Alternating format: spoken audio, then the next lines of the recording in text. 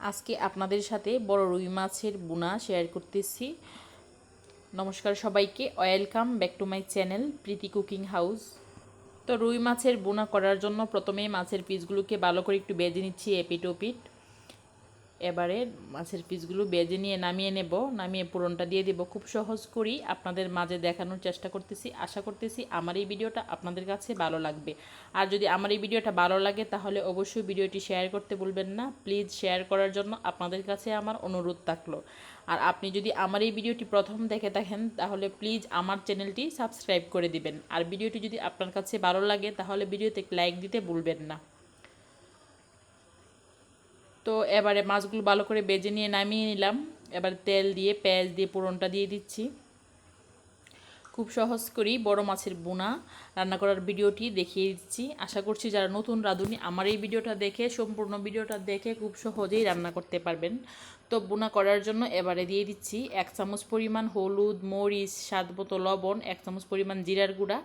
সব মশলা দিয়ে ভালো করে তেলের সাথে মশলাটা কষিয়ে নিচ্ছি। আর মশলা থেকে যখন এভাবে তেল ছাড়বে তখন বুঝতে হবে যে মশলাটা কষে এসেছে। এ পর্যায়ে আগে থেকে ভেজে রাখা মাছগুলো দিয়ে দেব। আর খুব সহজেই আপনি যদি নতুন রাঁধুনি হয়ে থাকেন তাহলে আমার এই ভিডিওটা দেখে খুব সহজেই আপনি রান্না করতে পারবেন।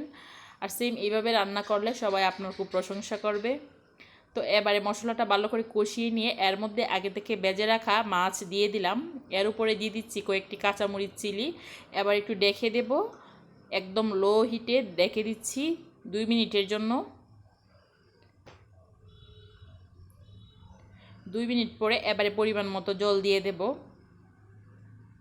যেহেতু বোনা রান্না করব এত বেশি জল দেব না, পরিমাণ মতো দিয়ে দেব। আর দেখেন জল দেওয়ার আগে আরও ভালো করে মশলার সঙ্গে মাছটা ভালো করে মিশিয়ে নিচ্ছি। তো এইভাবে খুব সহজেই আপনারা যে কেউ মাছের বোনা রান্না করতে পারেন। ভিডিওটা ভালো লাগলে প্লিজ আবারও বলছি শেয়ার করতে ভুলবেন না। আর হ্যাঁ, একটা কমেন্ট করে যাবেন ভিডিওটা কেমন লাগলো। তো পরিমাণ মতো জল দিয়ে দিলাম। এবারে 5 মিনিট হাই হিটে জাল করে নিয়ে নামিয়ে নেব। প্রথম 2 মিনিট একটু ডেকে দেব, পরে আর ডেকে দেব না। 4 থেকে 5 মিনিট হাই হিটে জাল করে নিয়েই নামিয়ে নেব মজাদার রুই মাছের বোনা।